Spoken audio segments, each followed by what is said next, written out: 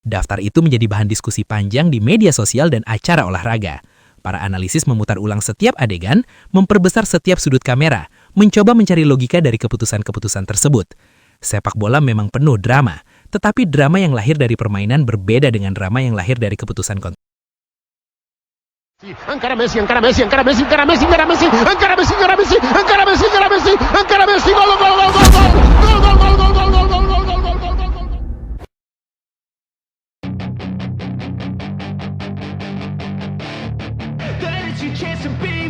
Hey kid, don't ever let them get inside your head.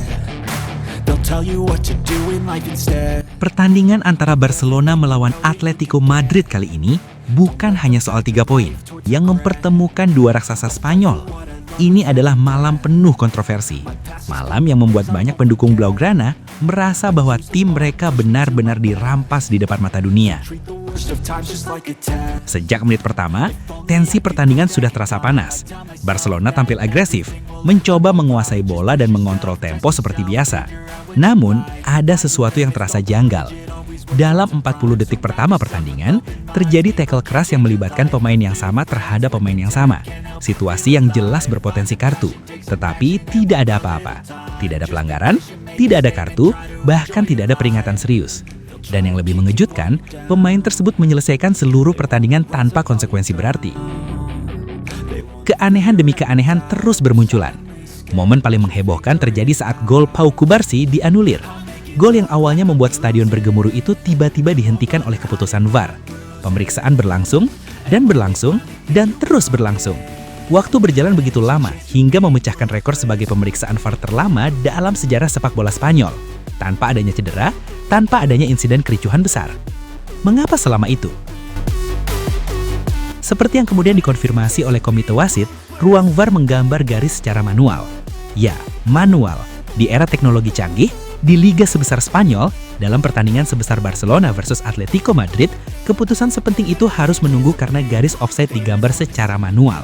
Publik pun bertanya-tanya, bagaimana mungkin sistem bisa selama itu hanya untuk menentukan satu garis? Dan lebih menyakitkan lagi, banyak analisis menunjukkan bahwa tidak ada offside pada gol Cubarsí. Seharusnya gol itu sah, seharusnya Barcelona unggul. Tetapi keputusan sudah dibuat, gol dianulir, momentum hilang, atmosfer berubah. Tak berhenti sampai di situ. Situasi lain yang menjadi sorotan adalah tidak adanya kartu merah yang jelas untuk Marcos Llorente. Pelanggaran keras yang menurut banyak pihak memenuhi unsur kartu merah, hanya berbuah keputusan ringan. Begitu pula dengan insiden yang melibatkan Giuliano Simeone. Banyak yang menilai tackle dan gesturnya layak mendapat hukuman lebih berat. Namun lagi-lagi tidak ada kartu merah. Sebaliknya, Barcelona justru harus menerima kenyataan pahit ketika Eric Garcia mendapat kartu merah. Keputusan yang oleh banyak pengamat disebut sangat meragukan. Bahkan legenda Barcelona Gerard Piqué tak bisa menahan kekecewaannya. Gerard Piqué bereaksi keras setelah kekalahan tersebut. Bagaimana Anda bisa memenangkan pertandingan ketika semuanya melawan Anda? Kami berjuang, kami berkompetisi, kami memberikan segalanya di lapangan. Tetapi jika wasit melawan Anda sejak menit pertama, apa yang bisa Anda lakukan? Itu tidak mungkin. Sepak bola seharusnya ditentukan oleh pemain, bukan oleh keputusan yang mengubah seluruh permainan. Malam ini rasanya tidak adil, dan semua orang melihatnya. Anda bisa mengalahkan kami di lapangan, tetapi jangan mencoba mengalahkan kami dengan peluit. Pernyataan itu mencerminkan apa yang dirasakan jutaan penggemar Barcelona malam itu, bahwa perjuangan di lapangan terasa sia-sia ketika keputusan penting justru merugikan satu pihak secara konsisten. Sepanjang pertandingan, Barcelona tetap mencoba bangkit. Mereka menekan, mengalirkan bola dari sisi ke sisi, mencoba menciptakan peluang meski bermain dalam tekanan mental yang berat. Tetapi setiap keputusan kontroversial seperti menambah beban di pundak para pemain. Setiap peluit terasa seperti ancaman, bukan sekedar pengatur permainan.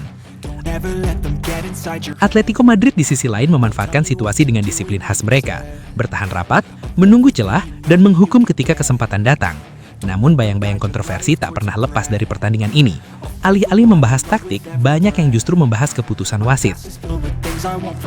Dan di tengah semua itu, nama Pablo Lopez menjadi sasaran kemarahan. Banyak pendukung yang merasa kepemimpinannya di lapangan jauh dari standar pertandingan sebesar ini.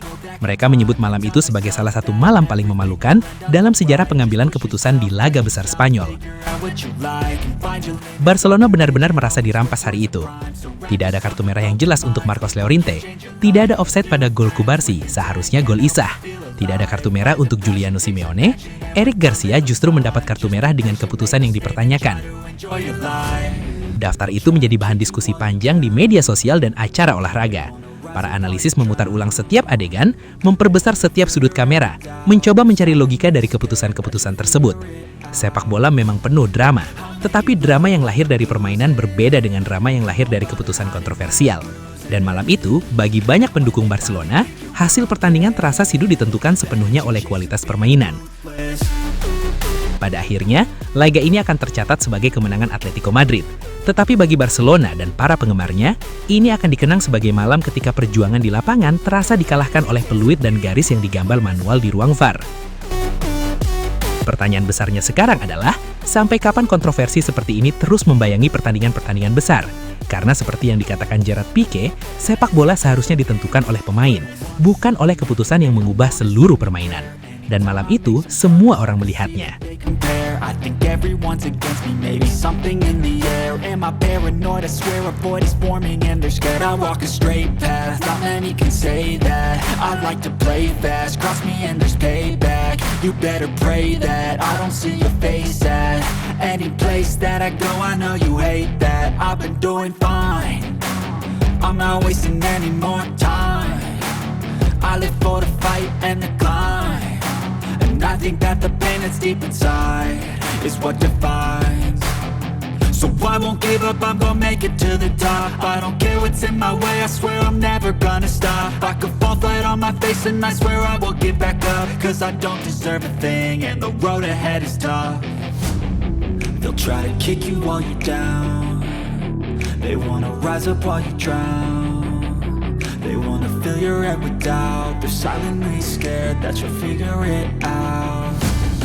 I'll make it look like I'm losing, won't bother hiding my bruises. And when they finally think you're wounded, then it's your chance to be ruthless. Dan itulah sahabat sepak bola, kisah sang raja dribble, sang penakluk dunia, Lionel Messi. Dan untuk kalian para pecinta sepak bola sejati, terima kasih sudah menonton, sudah mendukung, dan sudah ikut merasakan semangat luar biasa ini. Jangan lupa like, share, dan subscribe. Karena di channel Raja Piala, kita akan terus menghadirkan cerita-cerita spektakuler, fakta panas, dan momen legendaris dari dunia sepak bola. Sampai jumpa di video berikutnya. Tetap semangat, tetap mendukung idola kalian, dan ingat, di sini rajanya cuma satu, Raja Piala.